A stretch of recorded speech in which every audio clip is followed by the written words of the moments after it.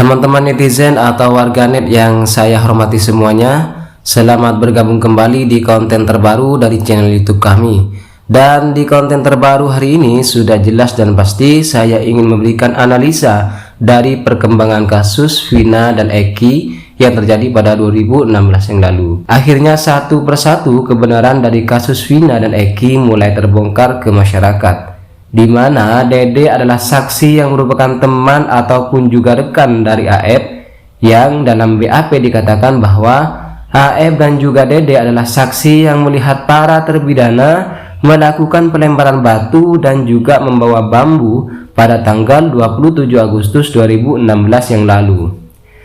Dan hari ini sudah kita saksikan dalam tayangan YouTube ataupun di media sosial bahwa Dede itu merasa menyesal banget telah mengikuti kebohongan yang sudah direncanakan dan juga direkayasa. Dugaan rekayasa itu dilakukan oleh AF dan juga Ibtu Rudiana.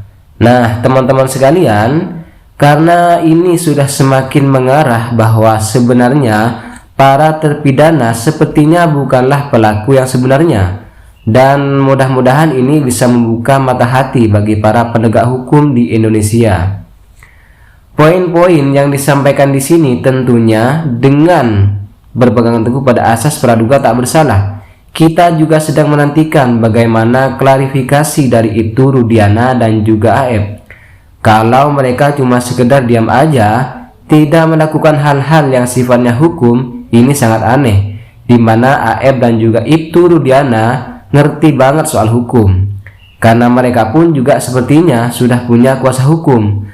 Kalau yang dikatakan oleh Dede ini adalah bohong, bisa dituntut dengan undang-undang ITE kan?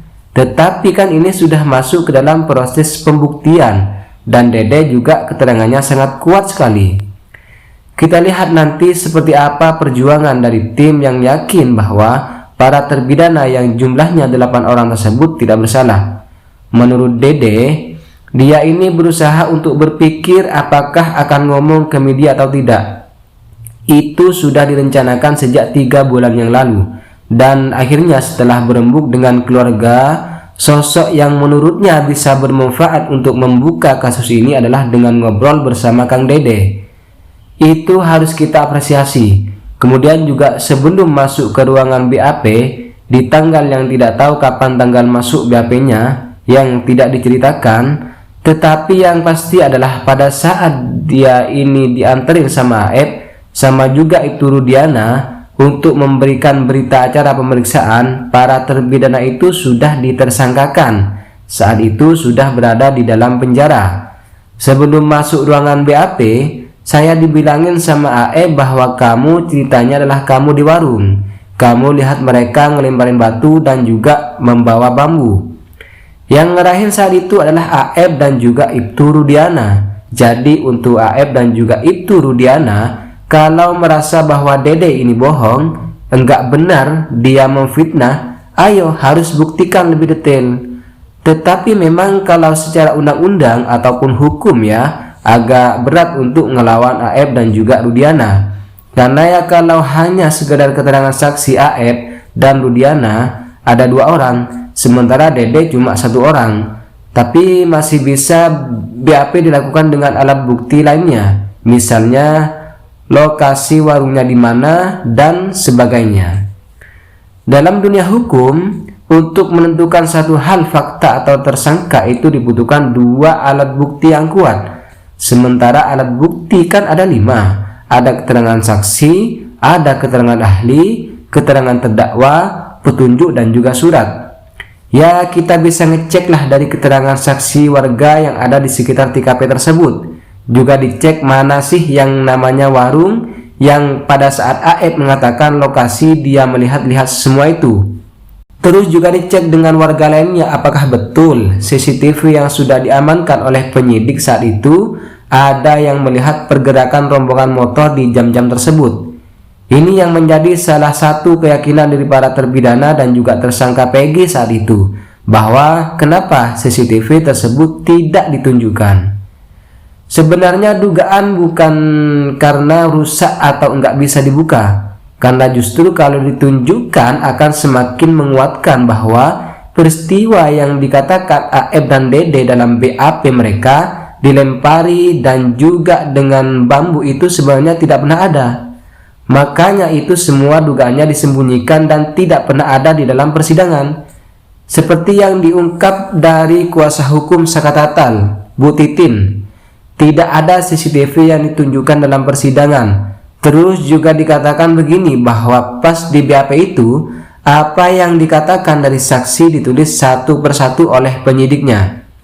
Itu diperiksanya bukan dari timnya Pak Rudiana tetapi dari tim reserse, dan itu sekitar 1 jam sampai jam 00 malam. Nah, masyarakat juga berpikir, Dede ini kalau memang yang kamu katakan ini benar, memang keuntungan kamu apa gitu? Kenapa kamu ngikutin AF dan kamu juga ngikutin Ibtu Rudiana? Dugaannya apakah kamu dapat duit di sini?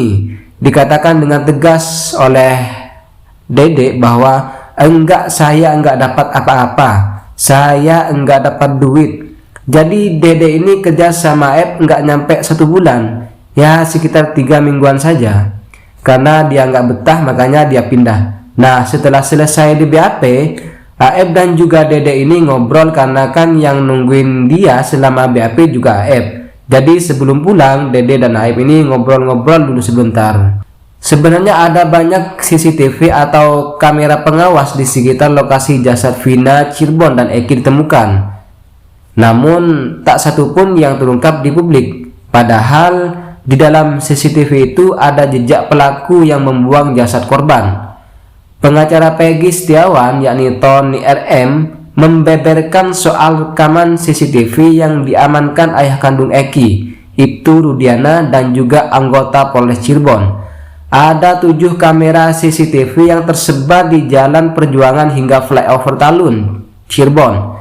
Jenazah Vina dan Eki pertama kali ditemukan di sekitar flyover Talun. Namun dari kesaksian 2 anggota Polres Cirebon yang tertuang di putusan pengadilan, CCTV itu tidak bisa diakses. Nah, teman-teman, sebenarnya ada 2 CCTV tersebut menghadap ke lokasi penemuan Vina dan Eki. Rekaman CCTV itu juga merekam secara jelas detik-detik sebelum jenazah Eki dan Vina ditemukan di atas flyover Talun.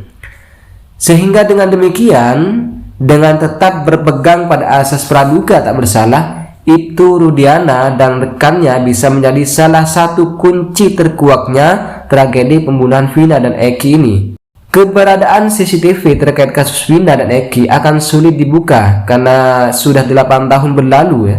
File dari CCTV saat Vina dan Eki dibunuh sudah pasti hilang tak berbekas. Ya, rekaman tersebut pasti sudah tidak terselamatkan karena kejadiannya kan sudah sejak 2016 yang lalu. Kemungkinan dari rekaman CCTV itu masih ada adalah seseorang menyimpannya dengan cepat. Dengan catatan tak lama setelah insiden pembunuhan tersebut, file rekamannya ada yang mengamankannya dengan cepat. Misalnya, waktu itu ayahnya almarhum Eki, Rudiana, sempat merekam itu atau mengambil itu. Mungkin akan jadi alat bukti yang luar biasa nantinya.